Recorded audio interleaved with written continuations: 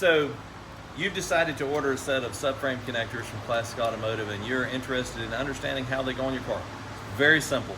On the ground, it should take you maybe 2 hours at the max on the ground with hand tools. If you got power tools, it goes faster. If you're mechanically inclined, it goes way faster. All right, so the first thing we're going to start with is the emergency brake cable bolts. These bolts right here, this one is already loose. We're going to pull it out here. These bolts are 12 millimeter, and there is a hole right here in the frame that will allow rust to build up on the back of it. So if you live in a northern state, you're going to want to work this bolt back and forth until you get it loose. Then we'll set that to the side. We'll go to the other side over here at the Evap canister. And if you look right up through here, you see I've already taken this one loose. Same exact bolt, same exact location, same exact issue. Rust can get to the back of that bolt, so you're going to want to work it back and forth. Maybe spray some penetrating oil on it before you begin. You're going to set that bolt off to the side. Now the first thing that we're going to do is we're going to take this little bracket here. This is the driver's side bracket. Take a screwdriver right in here just like this and spread it open. And then we're going to slip this off. Once we get it spread open enough, it will come off. There we go. Now I can see what it's better.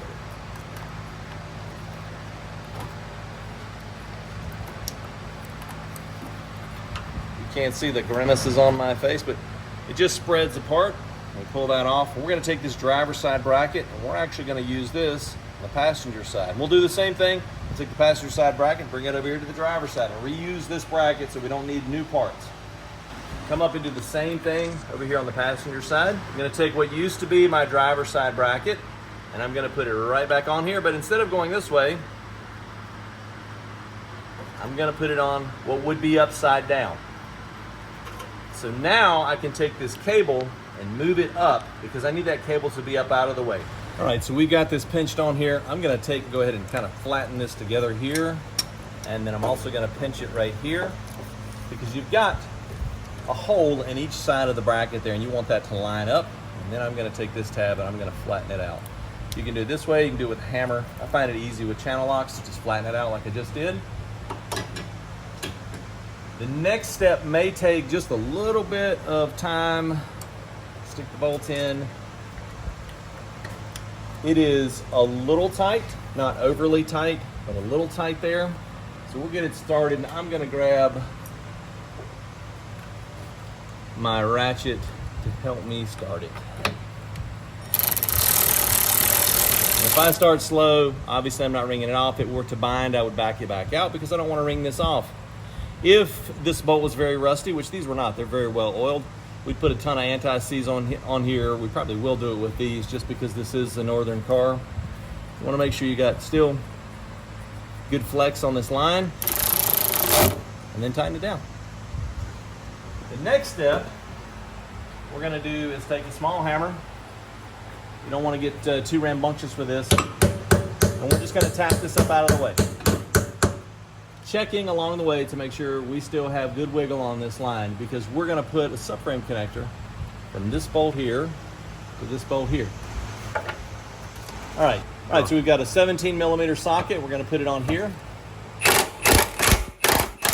We'll go slow since I'm using a gun. Now, if your car is exceptionally rusty, you're going to want to spray these bolts, and you're going to loosen and tighten and not use an impact gun. The test for if this is for your car is if this bolt here will come loose. If you are afraid that this bolt will not come loose, do not attempt this install.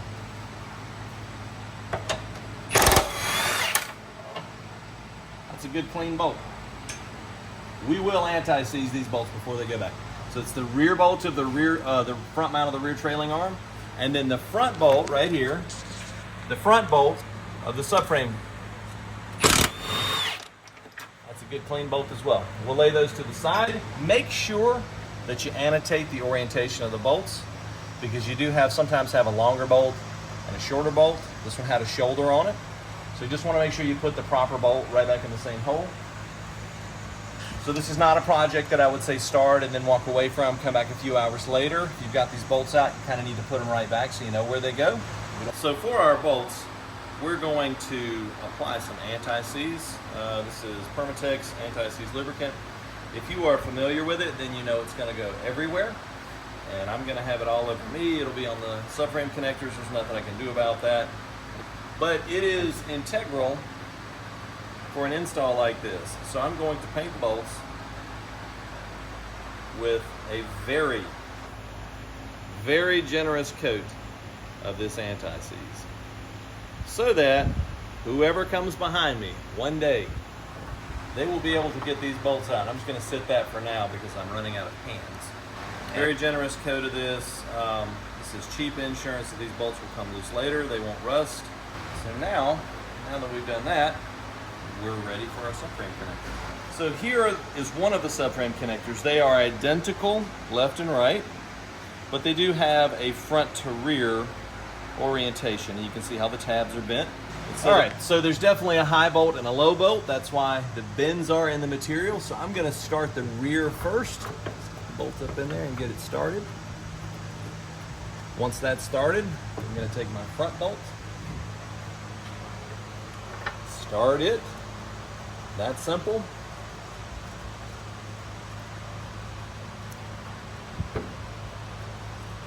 We don't want to make mistakes with that because one is usually a little bit longer, a little bit shorter. I'm going to snug these up. All right, there's our first one.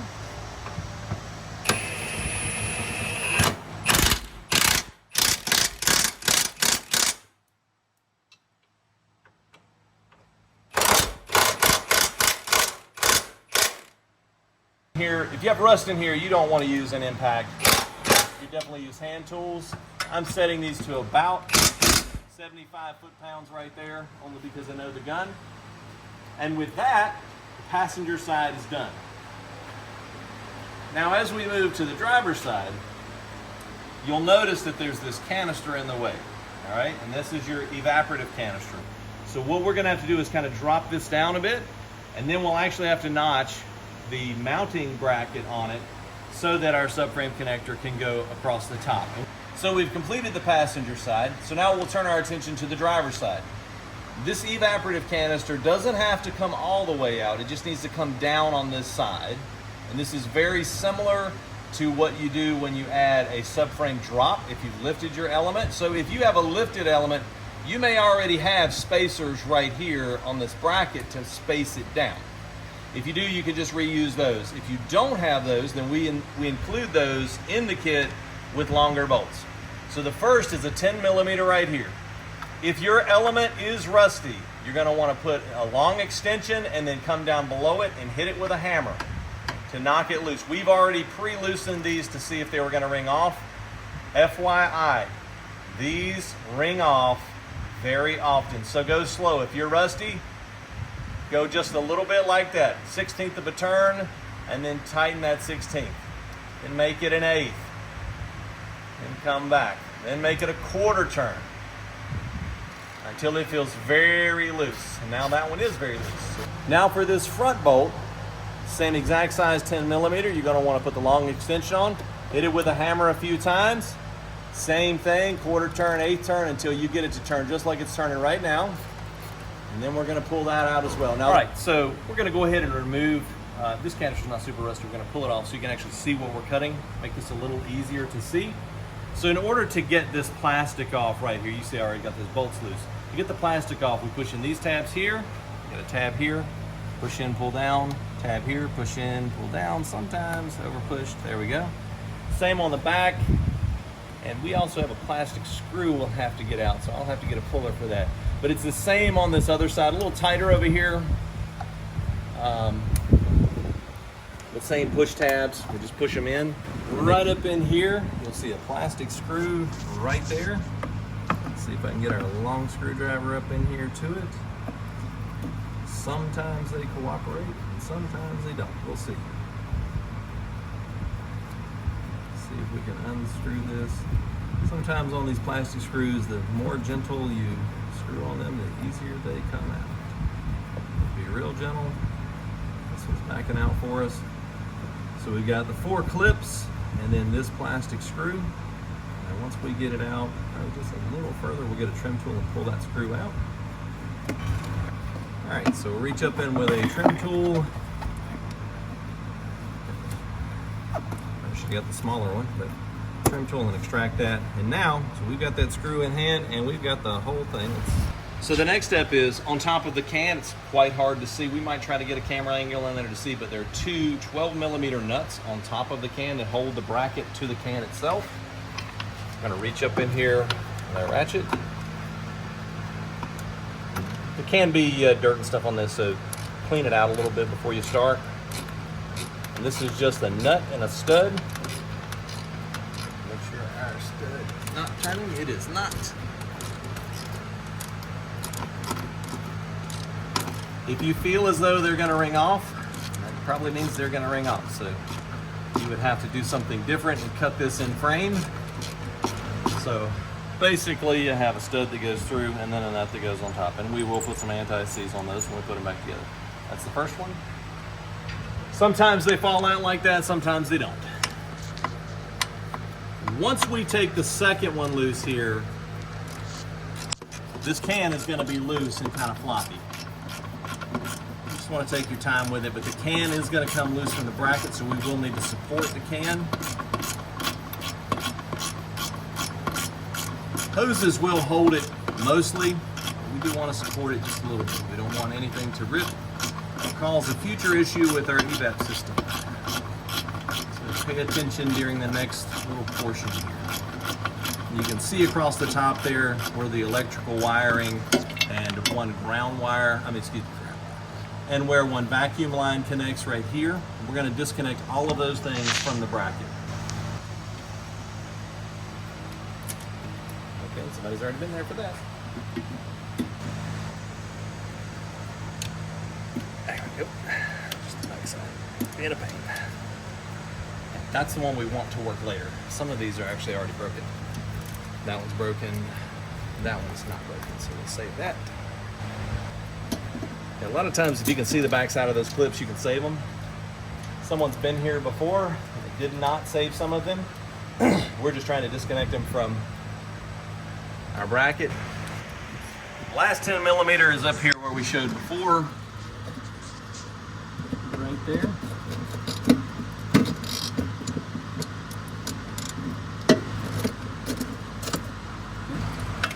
Now we just have to kind of feed the bracket out. So we've got to navigate quite a few things. Backing lines. We may have to twist it like I did.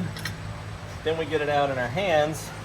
And now we can cut this right across here. All right, so our cut on this front leg .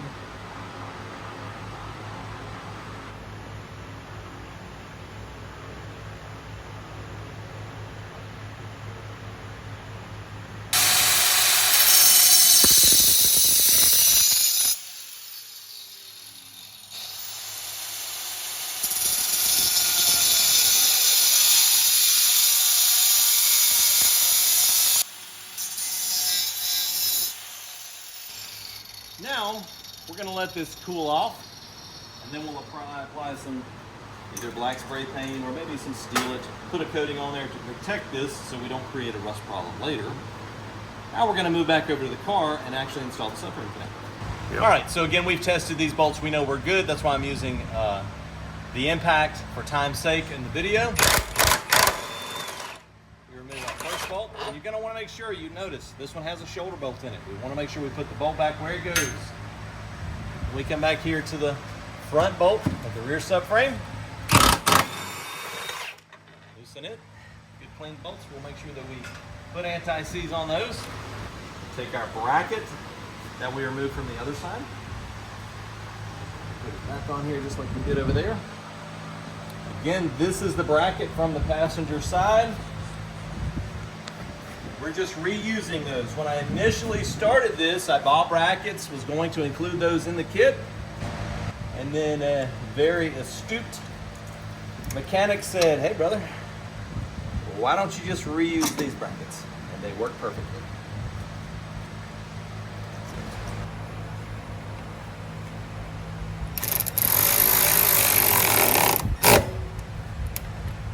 That's us, not too tight. We don't want to wring it off.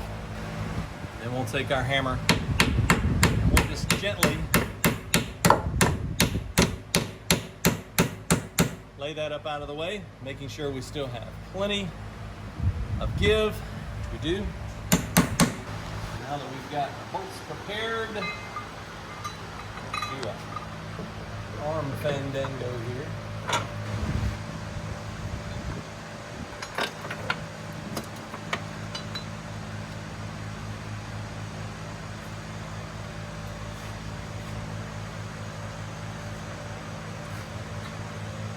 Gently draw them up.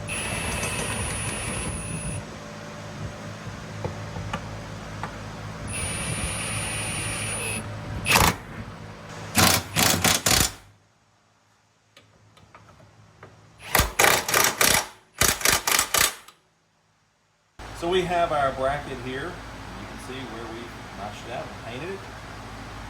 You definitely want to make sure you put something on there, some kind of coating. Doesn't matter what color it is because you're not really going to be able to see this too well. But put some kind of coating on that, and now we're going to kind of fish this back up in here. So it's kind of jigsaw puzzle a little bit, but this front here kind of has to go up in there first and get it around the electrics and around the hoses, and then usually rotate it, flip it right into place, and that's exactly what it did. So this end up in first, and then rotate it back down onto the can. And now we're gonna bolt that all back together. Again, these are 12 millimeters.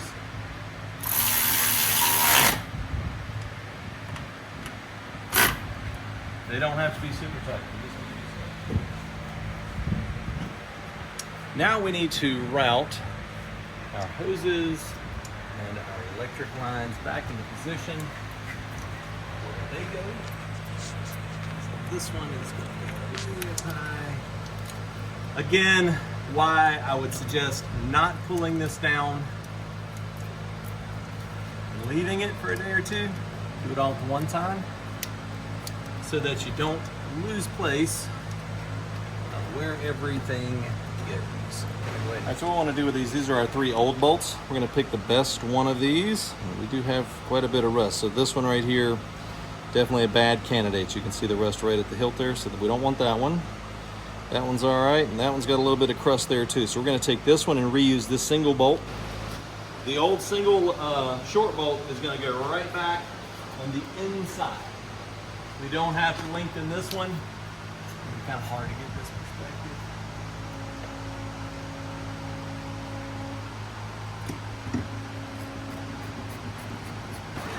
Well, I can't tell you how many of these I've gone to pull out of the junkyards where I just spin the heads right off of them and pull them off. Which brings up a good point. Now, I kept looking up in there because it's going so easy now because we put the anti-seize on. I was like, man, has it started? Yeah, it started. It's just going way easier because we put anti-seize on it. So let's actually talk about this. If the bolts were to ring off, let's just say you took the 2 outside bolts off, and those are the ones you take off first, and let's just say they rung off. You're instantly going to be thinking, well, what do I do next? Because I had 2 bolts ring off. The only repair for rung off bolts is that you can either drill them out, try to extract that bolt. The better option is to actually drill a hole and install an M6 riv nut, which is for a 10 millimeter bolt. The bolts that we supply are M6 by 1, 1 being the thread pitch. I suggest and have had to. I did one for a Canadian Element just a few weeks ago, and all of those bolts rung off for the Evap can. I did not take the inner one loose, because if you ring that one off, obviously it's way up in there, hard to get a rib nut gun up in there, or any type of attachment tool to get a rib nut seated. So if you were to ring these outside bolts off, you drill a hole beside it, insert the rib nut, seat it in, and then just use the provided hardware that we include in the kit, which is what we're going to turn to next. So let me run get those parts and we'll get them installed. All right, so in your kit, you'll receive 2 M6 bolts that are extra long, and then an aluminum spacer, 2 of those. And we use those on the outside bolts for your can. So we're going to put some anti-seize on these. These are brand new grade 12 bolts. Try to get a little bit stronger bolts on these so that we don't have a problem. Now, if you're like me and you hate playing with anti-seize so much, you put an extra glob on the one, and then you just let them talk to each other like that. It's a good way not to waste, and a good way to keep your fingers out of it. Kind of got to do a little bit of both hand working at the same time. Put the spacer up on there, and then we're just going to line that up and get it started. That's great. 。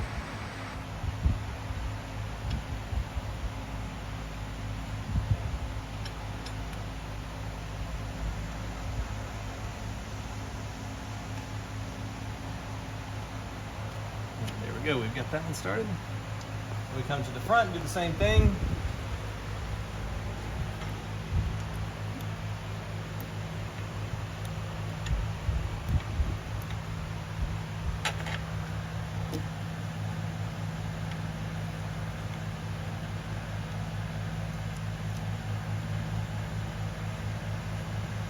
So you don't want to over tighten these, they just need to be snug so that later you haven't created a problem by over tightening them.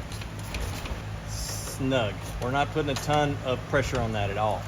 Just so that our box stays firm and we're not touching right here. That's the whole point of the spacer, is so the subframe connector here does not touch the evap can or its bracket. Rolling. So if you'll notice right here, this is our evap canister, and as you look at the fuel tank, you'll notice that it leans down here. And the question has been asked in past, does this affect ground clearance? No, it does not. We do not come down any lower than the suspension, not really any lower than the guards up there. And in fact, on a subframe drop kit, when you lift an element, this is the exact same thing that happens.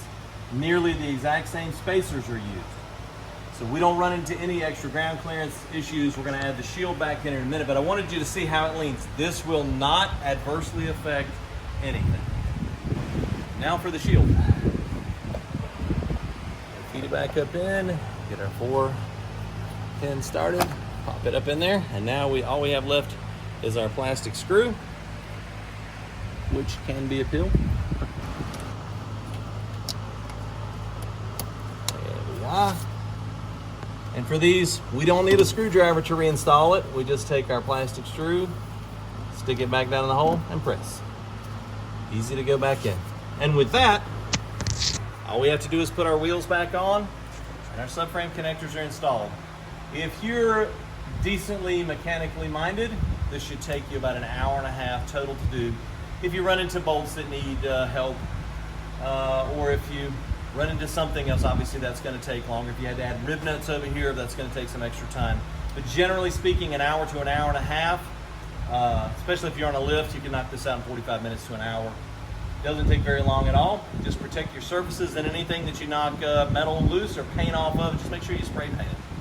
But yeah, that's it. Subframe connectors for an element. And now, since this one now has a 6-speed in it, and we've added these subframe connectors, let's see how it handles.